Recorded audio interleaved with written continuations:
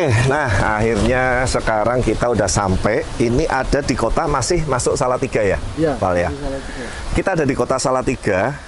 Jarak itu tidak terlalu jauh dari kota Semarang, sekitar kurang lebih mungkin 1 jam lah ya kalau lancar ya. 1 jaman ya tadi kita berangkat. Dan kita saat ini berkunjung ke salah satu dealer dan breeder. Jadi ini satu kombinasi yang tidak dimiliki oleh semua dealer gitu. Kalau Blaze pure hanya dealer aja, artinya tidak breeder itu tidak melakukan pemijahan, kemudian indukan, kemudian intinya tidak breeding seperti itu. Tapi HEF ini kita ada di salah satu dealer di Salatiga, kawan lama saya juga. Nanti kita akan ngobrol-ngobrol dan semoga banyak edukasi yang bermanfaat buat teman-teman pecinta koi lover pada umumnya. Intinya uniknya dari HFF Koi Farm ini adalah beliau ini dealer plus breeder. Nah, itu nanti kita akan bahas.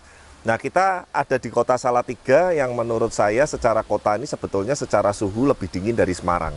Tapi kalau pas panas begini juga lumayan ya, panas sekali. Dan Noval bisa shoot ke sana. Nuansa dealer ini cukup unik. Dalam artian unik ini saya sangat jarang sekali menemui posisi dealer yang ada di lingkungan persawahan bersamaan juga dengan pegunungan. Yaitu gunung apa ya, Val ya? Ini gunungan. Hah? Ungaran ya? Ungaran, masa Ungaran ya? Ya intinya indah sekali teman-teman. Jadi ini kalau bisa kebayang kalau pagi hari dan sore ini nuansanya pasti dapat sekali.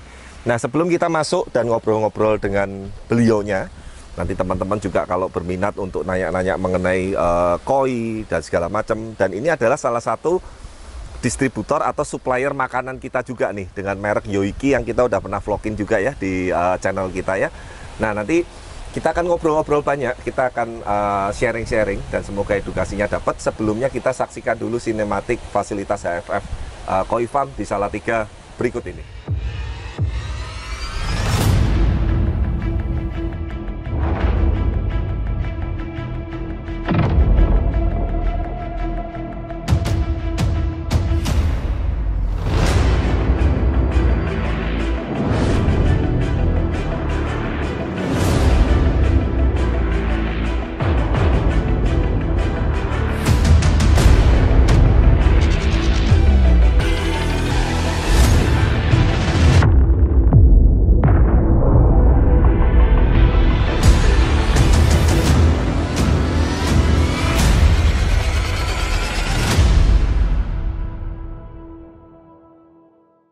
Nah, oke, sekarang kita masuk ke dalam. Nah, kita nanti akan bahas satu persatu.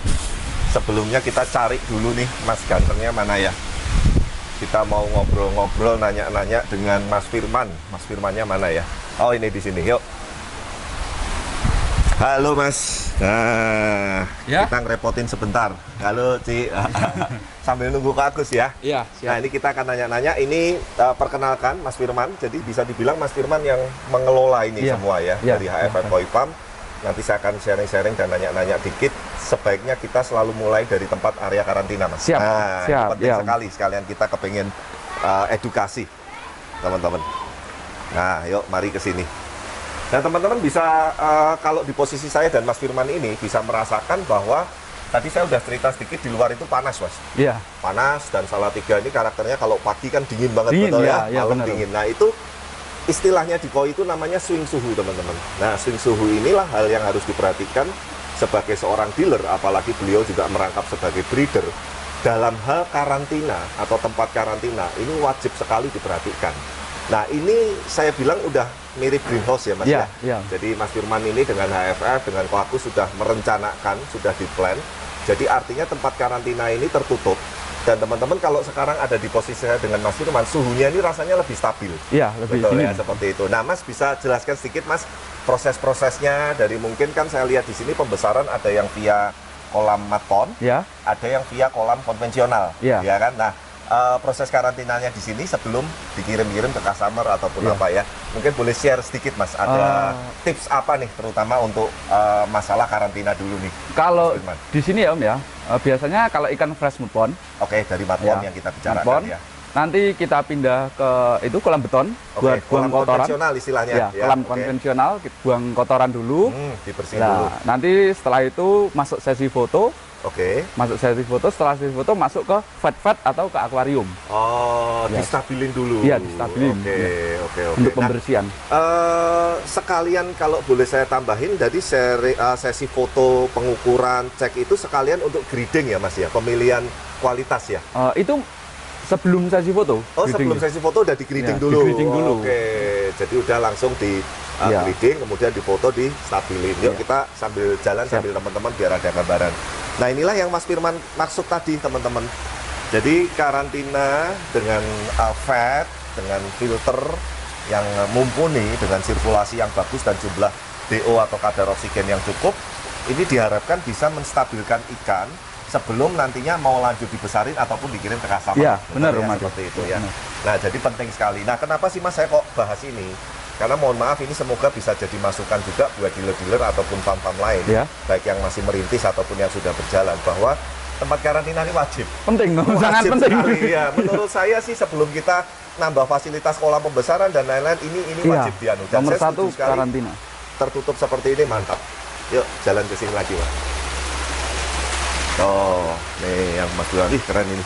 Ya. Ini jenis apa ini, Mas? Yang mana? Oh, yang itu golden cone. Oh, golden cone. Jantan, Mas?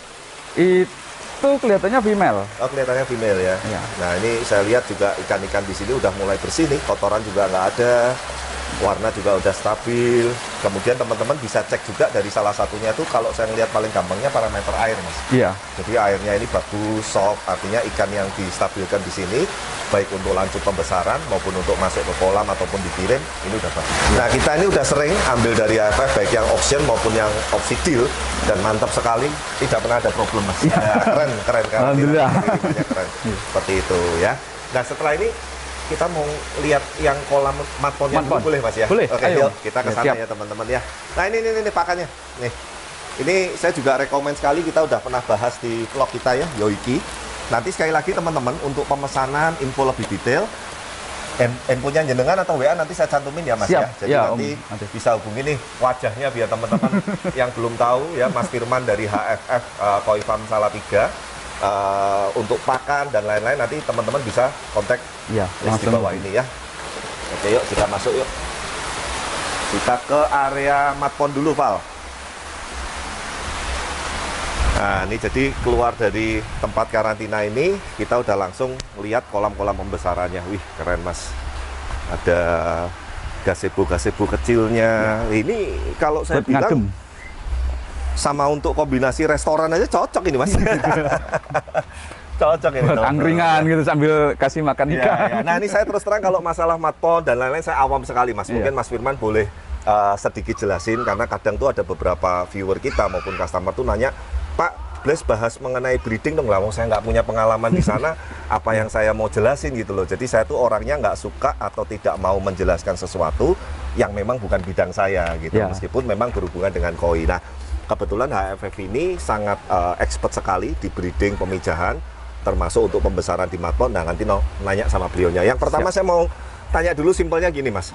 Yang sudah siap untuk masuk ke kolam pembesaran ini nih, ikan seperti apa, ukuran berapa, atau mungkin Mas coba dari proses pemijahan ini tahapannya seperti apa sih baru masuk ke sini itu, Mas? Kalau di HFF ya kan tiap peternak ada caranya masing-masing. Kalau di sini itu umur 3 minggu dari menetas.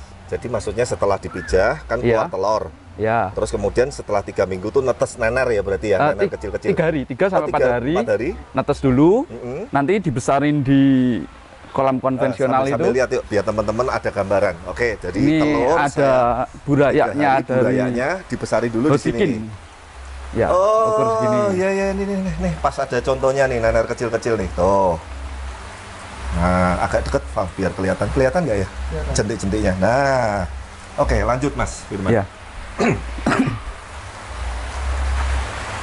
Setelah dari sini, saya lihat dikasih makannya cacing lor, cacing sama kuning telur. Oke, sama ya, beberapa breeder lain juga sama. Terus kemudian nunggu sampai masuk sana usia berapa? 3 minggu. 3 minggu. Ya, 3 minggu nanti langsung kita tebar ke kolam pembesaran. Setelah itu 2 bulan kita seleksi. Oke, berarti intinya mud pond yang segitu luas itu dikurangin airnya atau di? Enggak, tetap.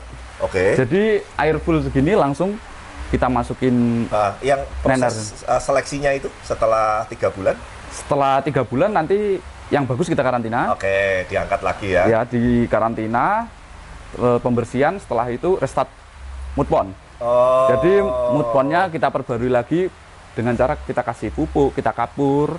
Setelah itu running, ya kan, running mud pond, airnya biar penuh. Setelah itu kita tebarin ikan hasil seleksi.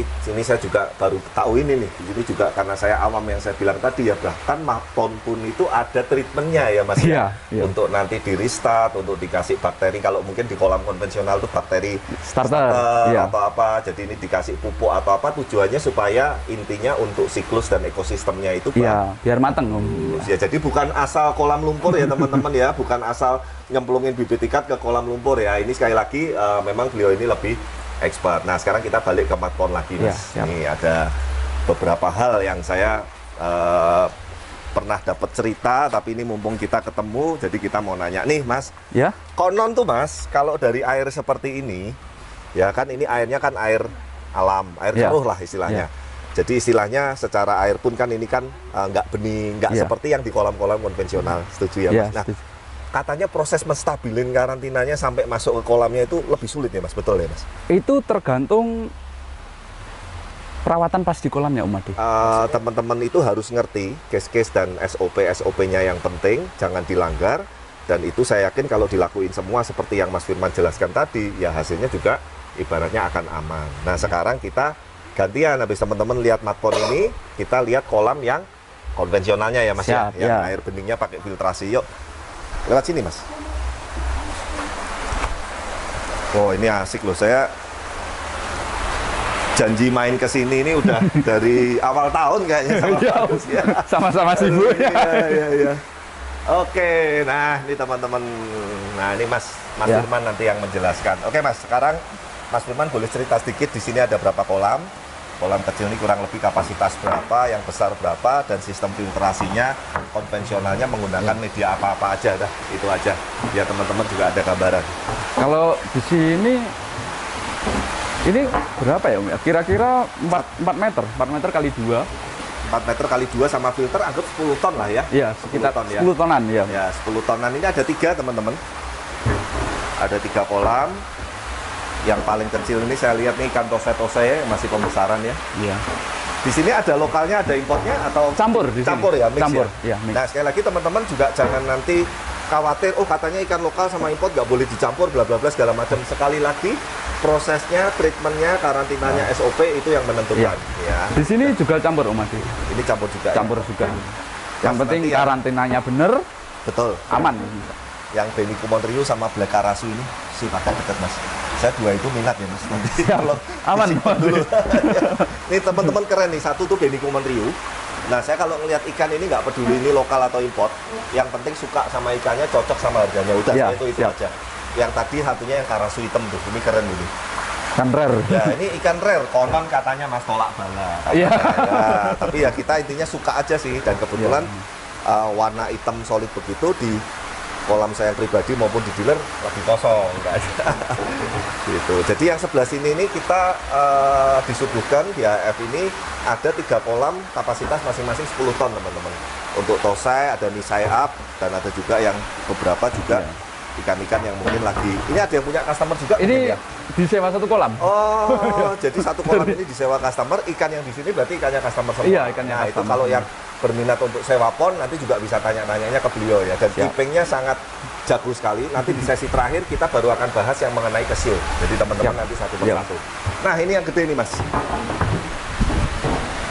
Sambil kasih makan Mas, mungkin satu Mas. Nah ini rata-rata ikan kawari teman-teman atau ikan satu warna. Dan memang ikan satu warna ini di koi ini sebagai salah satu ikan yang untuk jinakin kolam ya Mas ya. Iya benar. Untuk leader lah tuh. Ikannya jinak. Ya. Ada saya lihat ada soradoi, ada karamel, ada karasi, ada ginjing karasi, terus ada siromuji, ada ochiba ginrin juga keren nih. Ini buat calon induan nanti. female, Mas? Female, ya. Oke, Female. oke. Nah, teman-teman, kenapa tadi Mas Firman tuh nyeletuk ya, saya tambahin sedikit ya, Iya. Mas ya. Ini buat calon indukan. Saya yakin dari mulai kecil sampai seukuran begini, Mas Firman ini sudah tahu progresnya ikan ini dan potensi, Iya. betul ya? Betul. Artinya baik secara growth, secara kualitas, karena menurut saya memang kita belajar dari Jepang, memang kita harus lihat soko gurunya di sana. Iya. Salah satu faktor penting untuk parenting atau indukan itu memang genetik secara anatomi dan size. Iya, benar, Om. Itu Benar. jumbonya itu nantinya memang sangat berpengaruh sekali. Ini berapa ton Mas kira-kira? Saya lupa, 50-an apa 40-an kalau nggak salah. Oh gede. Kedalaman berapa ini Mas Firman? 1,5? 1,5 meter ya? Iya. Mungkin panjang kayaknya 7 meter ada ini. 7 sampai 8-an 7 sampai kira-kira. 8 panjang. Kapasitas 40 ton. Nah ini sebetulnya teman-teman, kolam-kolam dengan karakter seperti ini, kolam konvensional ini, asal sekali lagi ya, bahan ikannya tepat ya Mas ya? Bahan ikannya tepat. Bahan ikannya tepat dan kita selektif. Ini untuk ngegrowth ikan, mantep ini. Karena pengalaman saya kolam yang lebih memanjang ini, mungkin ikan karena spring lurus atau Iya. apa ya Mas? Nambah Panjang. manjangnya itu lebih cepat. Tinggal masalah anatomi bulkinya atau apa Nah, kembali lagi kembali ke genetik. bahan, Ya, ya. bukan masalah ikan atau pipingnya atau apa. Nah, kalau kolam yang pendek-pendek begitu biasanya cepat nebelin bodi Mas. Iya, benar, Mas, tapi ya. manjangnya agak kurang. Pengalaman saya seperti itu.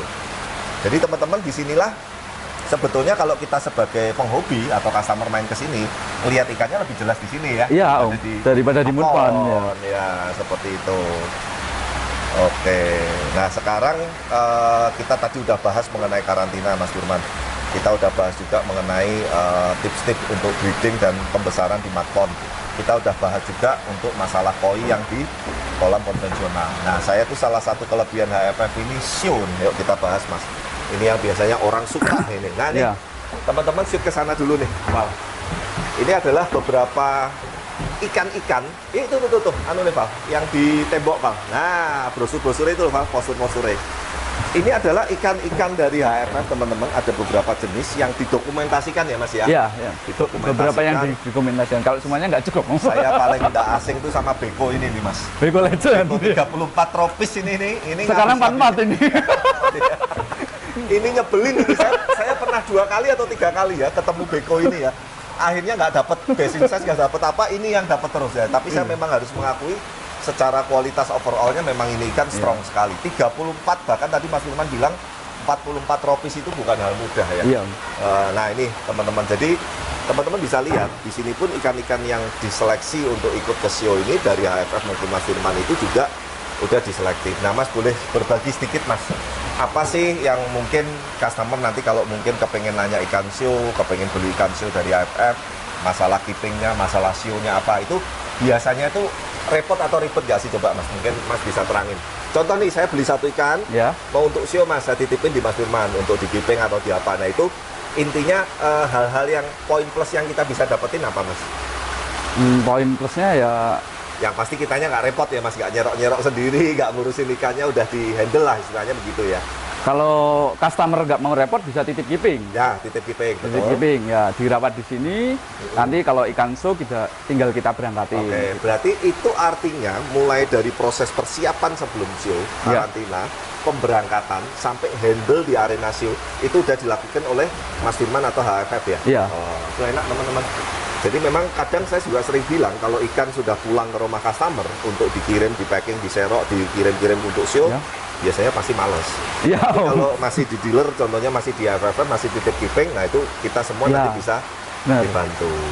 Jadi HFF ini kalau show Mas, saya tuh memang dulu image-nya ya sampai ada spesialis beko. Karena di Beko sini semua. Iya, lihat teman-teman di sini aja nih bekonya sudah ada 3 nih. Ya, dan pialanya juga nggak sedikit, 44, yang ini 4, nggak tahu nih update terbaru berapa, yang itu 18. Ini kayaknya saya pernah tahu nih yang 40 cm ini juga. Ya, Ini keren nih. Jadi memang kriteria show sekali lagi teman-teman itu harus dilihat overall ya Mas. iya overall. Bukan masalah ikan lokal, ikan importnya, tapi kualitas secara Dari ikan itu overall, sendiri. baik secara pattern, skin, anatomi, dan yang lain sebagainya. Nah memang kenapa sih Mas kok kayaknya kebanyakan beko? Apa memang dari jenengan yang di Blitar breedingnya itu bahan bekonya ataupun dari petaninya memang bagus-bagus Mas beko di lokal? Kalau untuk ngomongin beko ya, untuk main size kecil, Oke. ikan lokal itu lebih dari pattern, dari skinnya lebih matang. Ya, bersih loh. Maksudnya Iya. letak hitam suminya, putihnya itu komposisinya saya bilang enak banget sih. Jadi beko ini teman-teman, kalau teman-teman sedikit saya boleh tambahin ya. Beko ini sebetulnya mirip dengan siro, Iya. tapi dengan sumi yang minim ya. Iya, betul ya? benar. Tapi sumi minimnya itu cari yang enak dilihat itu yang sulit. gitu. Bener Om, dari yang balance.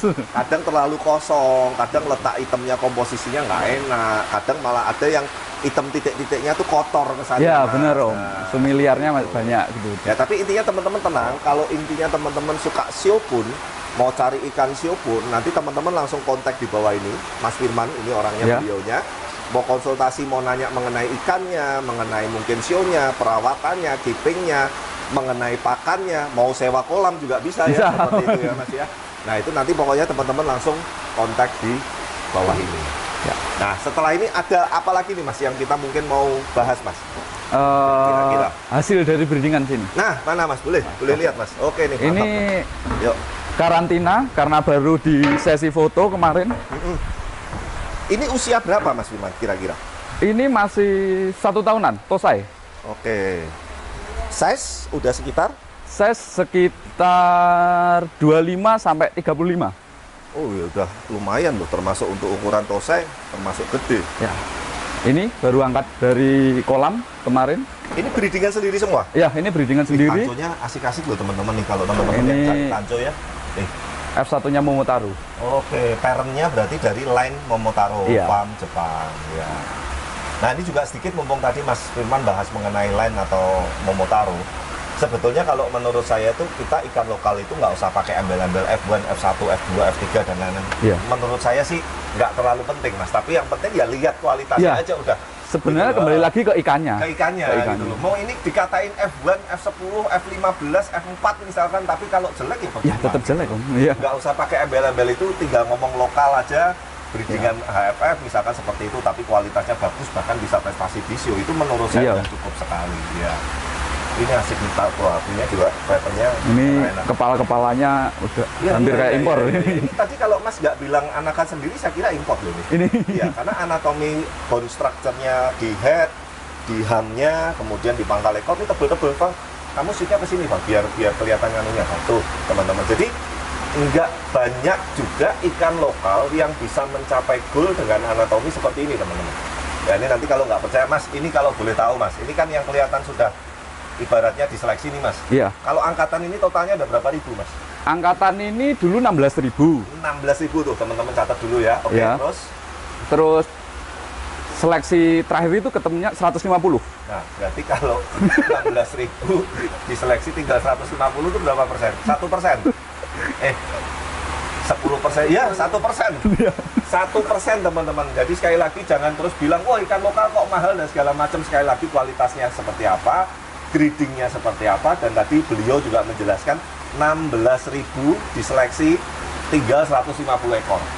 Nanti 150 ekor ini diseleksi lagi. Seleksi lagi. Nah, itu dia ya. Iya, Pusing, makanya saya terus terang Mas, kalau untuk breeding udah nyerah, saya udah nyerah. Oke, ini yang tadi yang lain Mas, mungkin ada yang mau ditunjukin. Yang karasi mana tadi? Yang ini, yang red karasi ini. Oh, kalau ini Benigoi. Oh, Benigo ya? Ya, Memang angkatannya karasi. ini, ya. Oke. Jadi ini usia tosai, ukuran antara mungkin ini 25 sampai Ya. 35 BU. Mungkin foto-fotonya mungkin sebagian sudah ada nanti, Udah. Mas, ya. Nanti bisa langsung kontak di bawah ya. Wah Mas, thank you banget Mas Ya. sudah menyempatkan waktunya. Habis ini kita pilih-pilih ikan lagi ya. Siap, Jadi aman. teman-teman, obrolan tadi semoga melalui video yang kita bahas bersama dengan Mas Firman dari HFF Koi Farm di Salatiga bisa bermanfaat dan bisa memberikan wawasan dan wacana. Jadi sekali lagi mari kita sebagai penghobi maupun dealer maupun breeder maupun ibaratnya penonton pun ini, kita wawasan ini harus terus dibuka supaya ke depan ini kita ini nggak ibaratnya apa ya, nggak terjadi pembodohan-pembodohan Mas, Iya, dalam artian benar, pembodohan-pembodohan tuh. Makanya saya tipe yang ibaratnya mendingan kita ngomong apa adanya adanya, dia. hal-hal apa yang memang perlu di-sharingkan, hal-hal apa yang memang perlu ditekankan. Nah, saya yakin nanti teman-teman juga lama-lama akan paham dan akan mengerti sendiri. Tapi lokal saya lihat sekarang juga apalagi bagus. dengan adanya teman-teman beberapa breed dari teman-teman Blitar maupun Kediri maupun di apa udah mantap sih. Udah nyampe ke size jumbo-jumbo. Iya, udah size udah kecapai, kualitas di show juga udah terbukti ya kan.